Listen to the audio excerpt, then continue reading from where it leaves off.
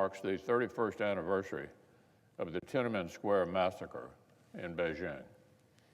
Because of China's censorship and disinformation, we still do not know how many brave Chinese people were killed by their own government on June the 4th, 1989.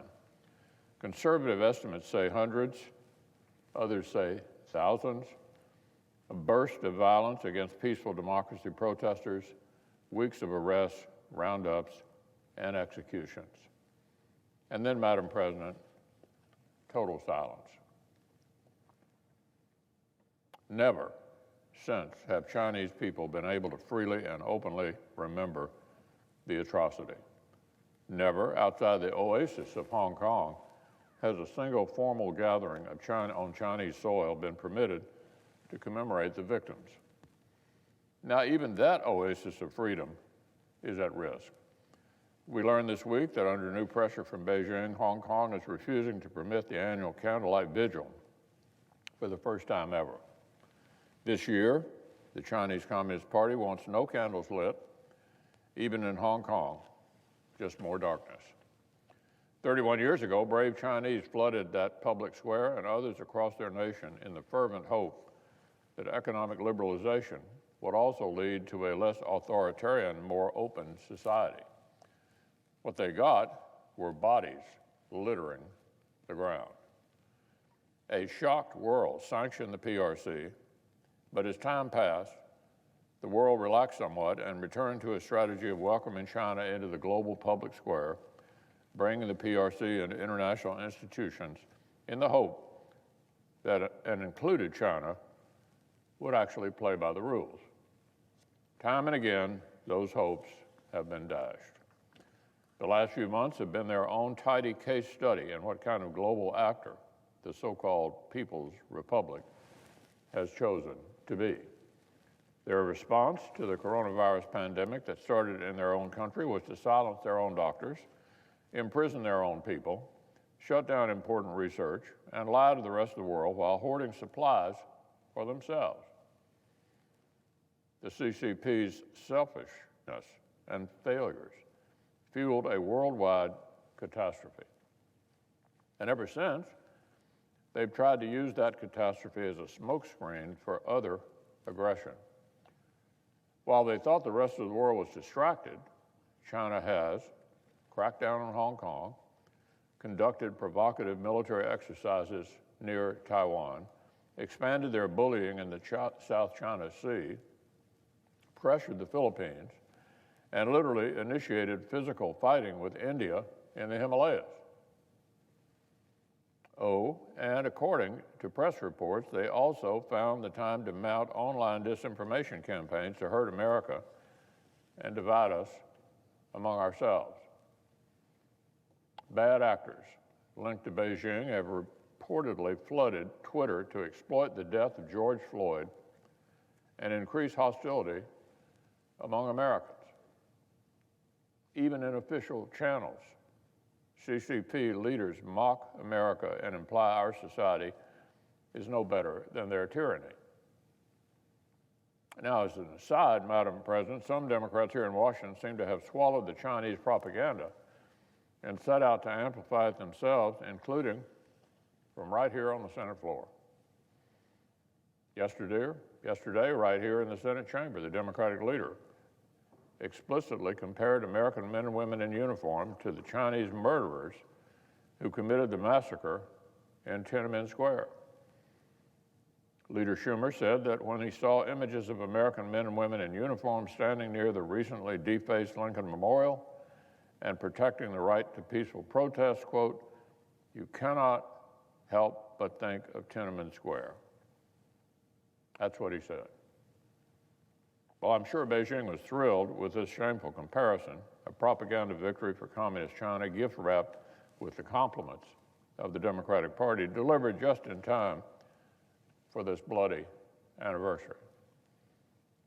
Imagine being so consumed by partisanship that you deliberately link the brave American men and women who stop violence, protect peaceful protest, defend citizens' constitutional liberties, and defend against violent riots to the Chinese butchers who gunned down crowds of peaceful dissenters who were begging for the same rights our military defends.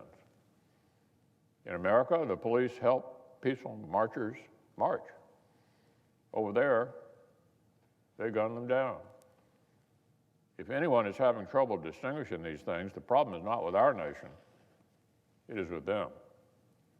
Now, Madam President, these recent examples of Chinese hostility are just symptoms of a fundamental problem that has come into focus.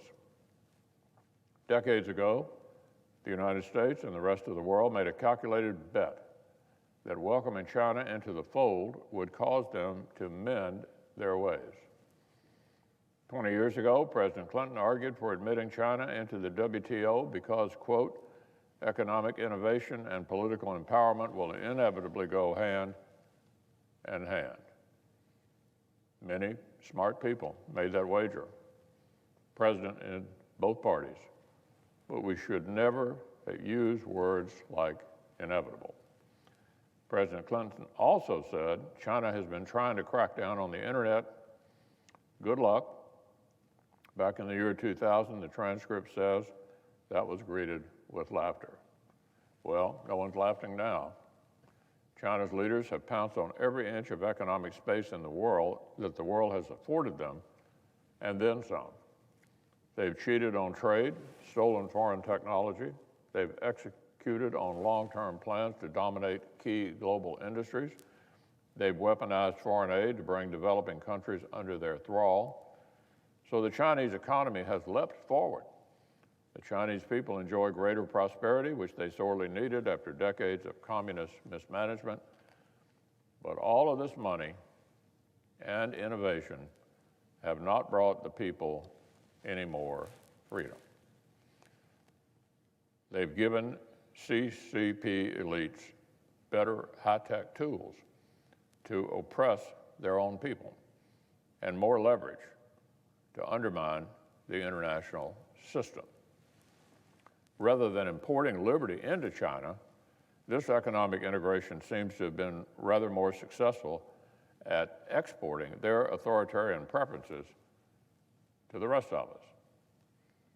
Right here in the United States, we've seen Hollywood make a gross habit of self-censoring films to avoid offending the Chinese Communist Party.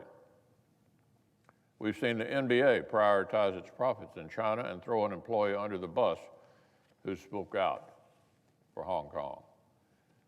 The same elites, institutions, and businesses that feel totally free to critique our own society, and rightly so, increasingly walk on eggshells around President Xi and his cronies. And free speech is hardly the only front where China poses an international threat. A recent major report from an interagency task force found that China's deliberate economic aggression and targeting of our industrial base is a significant national security vulnerability for the United States. And many other nations are awakening to the same reality. Back in March, a CCP-controlled newspaper threatened to cut off pharmaceutical exports to the U.S. and plunge Americans into the mighty sea of coronavirus if we did not play more nicely with Beijing. 1 month later, Chinese officials threatened a boycott of Australia because our Australian friends wanted to investigate the origins of the pandemic. Earlier this year, the director of the FBI explained that China's criminal conspiracies against the United States and our companies make the CCP the greatest long-term threat to America's information security, intellectual property, and by extension, our economic vitality. And once again, our allies and partners are being victimized by the very same tactics. One outside report found the United States is losing between $400 billion and $600 billion per year in intellectual property theft as a matter of provable losses.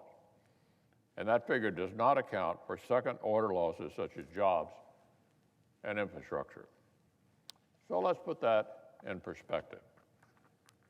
Congress has been working hard on the huge historic Paycheck Protection Program. It pushed out $500 billion for American workers. Well, by this estimate, China reaches into our country and steals the equivalent of that entire program every single year. China does not play by the rules, not in Hong Kong, not in the WHO, not in the WTO, not in international trade. Year after year, on issue over issue, they've chosen the path of aggression. So there will be consequences. Just this week, the UK has reportedly continued to back away from plans to work with Huawei. And Prime Minister Boris